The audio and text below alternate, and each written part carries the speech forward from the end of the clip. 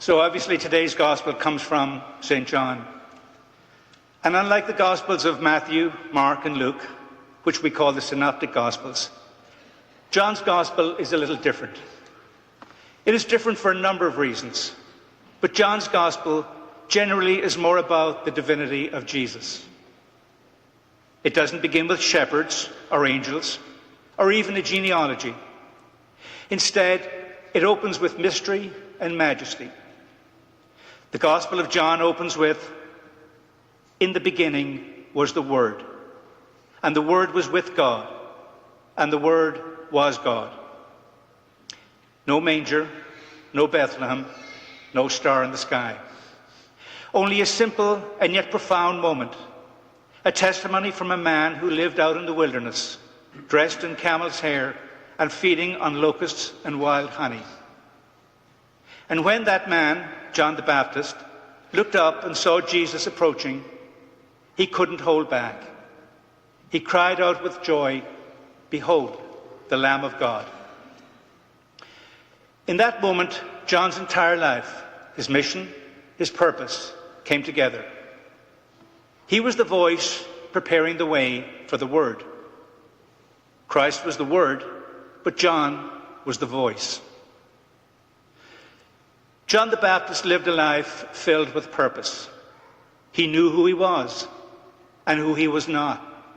He said, "I am not the Christ."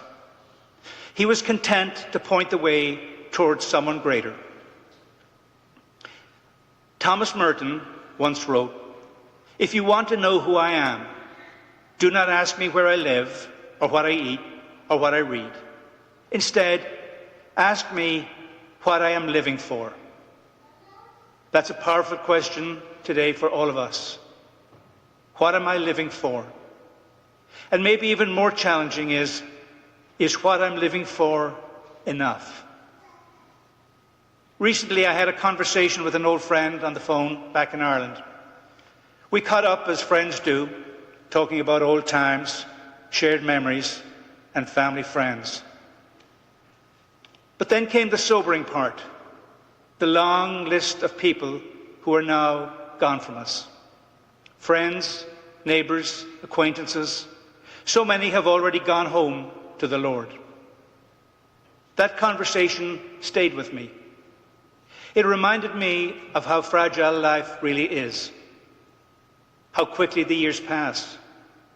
And it made me ask myself the same question: is what I'm living for enough? Because as time goes by, our priorities shift. The things that once seemed urgent, the deadlines, the details, the distractions, they all fade. And what truly matters stands out more clearly: faith, family, friendship, love, and forgiveness. John the Baptist didn't live for wealth or comfort or fame. He lived for a divine purpose, to prepare the hearts to receive Christ. His life wasn't long, but it was full of meaning, full of truth, full of God's light. And maybe that's the lesson for us today. Our lives may not be perfect. They may not always go as planned, but they can still be filled with purpose. Every small act of kindness, every prayer whispered in hope, every effort to forgive or to love, these are moments of grace. And here is the good news, the best news. The Lamb of God, whom John pointed to, is not distant or far away or in the past. He is here.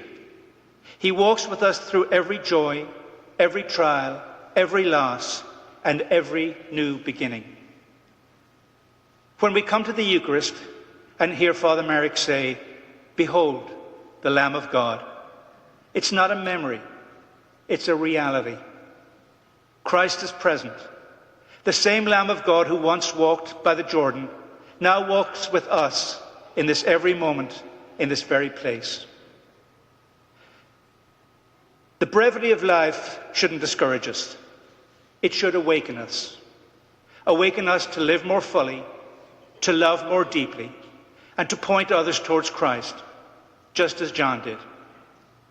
And when we do that, when our lives, in whatever way, help others see Jesus, then what we are living for truly is enough. Because the good we do, the love we share, the faith we live, the hope we foster, none of it is ever lost. God gathers it all. And one day when we too stand before him, we'll see that every moment lived in love, every sacrifice made in faith, has become part of his eternal plan. So today, as we hear those familiar words, behold, the Lamb of God, let's take them to heart. Let's not just hear them, but let's live them.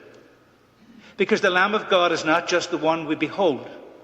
He is the one who walks beside us, who forgives us, who strengthens us, and who leads us home.